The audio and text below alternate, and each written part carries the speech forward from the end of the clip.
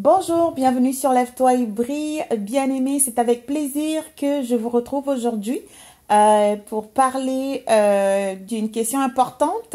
On arrive souvent à entendre des débats entre chrétiens sur le fait de savoir si Jésus-Christ est Dieu ou pas. Allons tout de suite dans Ésaïe pour vérifier. Vous savez, le livre d'Ésaïe est le livre dans lequel on a vraiment beaucoup prédit la venue de Jésus-Christ sur terre. Alors, allons vérifier tout de suite dans Ésaïe au chapitre 9, verset 5 et voyons ce que le Seigneur avait déjà fait prophétiser par le prophète Ésaïe au sujet de la venue de Jésus et de qui il sera réellement.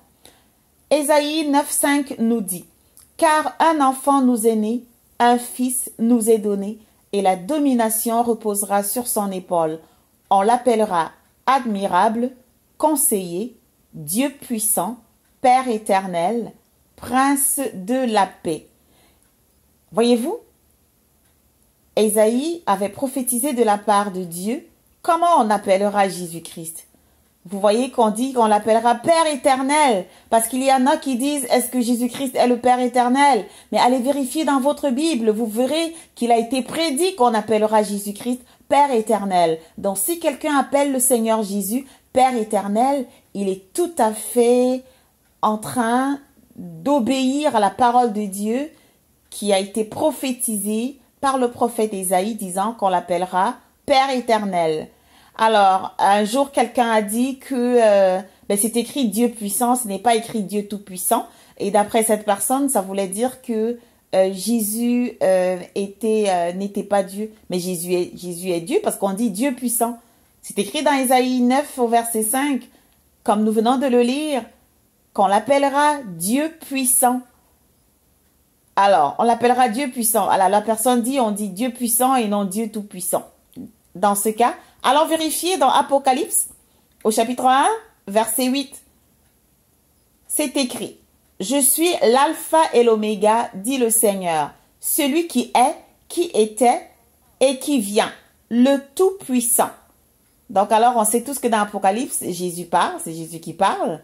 Donc alors, Jésus dit: « Je suis l'alpha et l'oméga, celui qui est, qui était et qui vient, le Tout-Puissant. » Alors, si quelqu'un avait encore un petit doute, parce que dans Ésaïe, on dit, oui, il est Dieu, mais il est Dieu puissant d'après la compréhension de certains.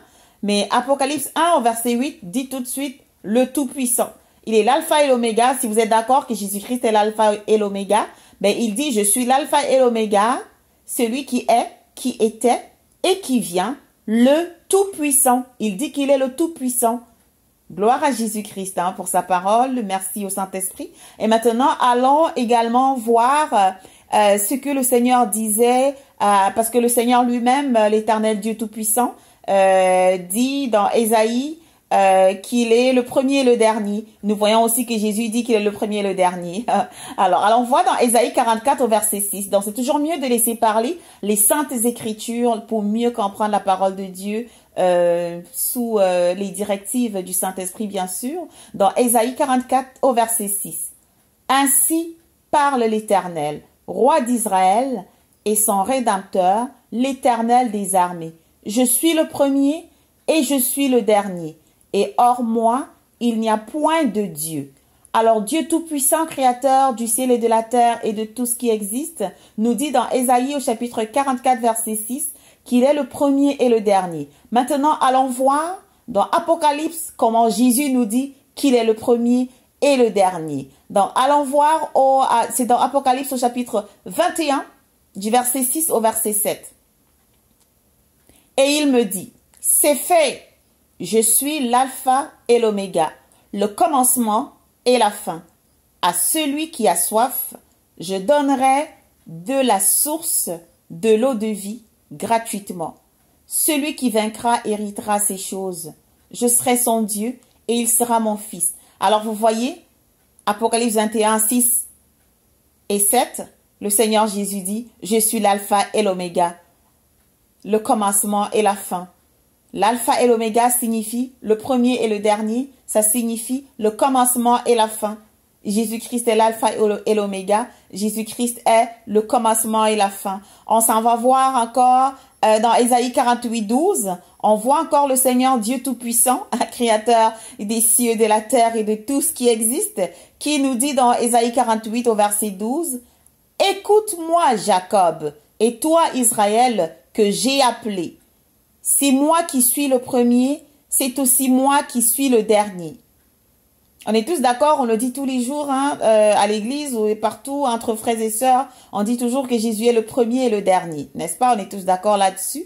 Et on s'en va voir encore dans Apocalypse. On entend Jésus parler. Si vous dites que c'est l'Éternel, Dieu des armées, qui parle dans Ésaïe, qui fait prophétiser le prophète Ésaïe, qui parle dans Ésaïe, qui dit je suis le premier et je suis le dernier. On vient de le voir encore dans Ésaïe 48 au verset 12. Maintenant, allons voir ce que le Seigneur Jésus nous dit dans Apocalypse au verset 22, chapitre 22 plutôt, et verset 13. C'est écrit, « Je suis l'alpha et l'oméga, le premier et le dernier, le commencement et la fin. » Voyez-vous, Jésus nous dit dans Apocalypse 22, 13, « Je suis l'alpha et l'oméga, le premier et le dernier, le commencement et la fin. » L'Éternel Dieu Tout-Puissant nous dit qu'il est le premier et le dernier. Dans Apocalypse, Jésus nous dit qu'il est le premier et le dernier. Il est le premier et le dernier, le commencement et la fin.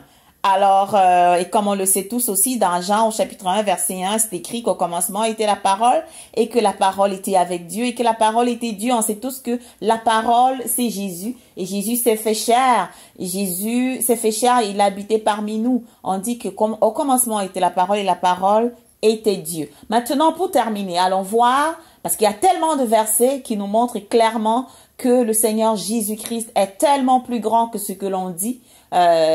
Le Seigneur Jésus-Christ, le Tout-Puissant.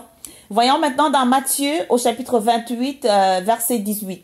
Parce que après la résurrection, Jésus a parlé à ses disciples, aux 11, puisque Judas n'était plus là, n'était plus avec eux. Alors, Jésus vient après la résurrection, il parle aux 11. Et voici ce qu'il dit dans Matthieu au chapitre 28, verset 18. Jésus s'étant approché, leur parla ainsi. Tout pouvoir m'a été donné dans le ciel et sur la terre. Voyez-vous, qui a tout pouvoir? Si on vous demandait un jour, mais qui a tout pouvoir dans le ciel et sur la terre? C'est sûr que vous répondriez Dieu. Hein? Si on vous disait qui a tout pouvoir, qui est la personne qui a vraiment la toute puissance et tout pouvoir dans le ciel et sur la terre? C'est sûr que n'importe qui dirait c'est Dieu. Alors, si c'est Dieu, ben Jésus le dit dans Matthieu 28, 18, tout pouvoir, après la résurrection bien sûr, tout pouvoir m'a été donné dans le ciel et sur la terre. Jésus nous dit ici que tout pouvoir, il a tout pouvoir. Il n'a pas dit une partie du pouvoir m'a été donné. Il a dit tout pouvoir m'a été donné dans le ciel et sur la terre. C'est vraiment très clair. Bien aimé, ne l'oubliez jamais, le Seigneur Jésus-Christ est tellement notre merveilleux roi des rois est tellement plus grand que ce que l'on dit. Tellement plus grand que ce que l'on dit. Alors vraiment que le Seigneur vous bénisse. Demandez toujours au Seigneur le Saint-Esprit quand vous lisez sa parole. Cela vous permettra de comprendre certaines choses qui sont tellement évidentes et parce que c'est vraiment le Saint-Esprit qui guide et qui dirige et qui donne ce privilège de comprendre facilement la parole de Dieu. Gloire à Jésus-Christ. Je vous souhaite de passer une excellente journée. Soyez bénis. Bye bye.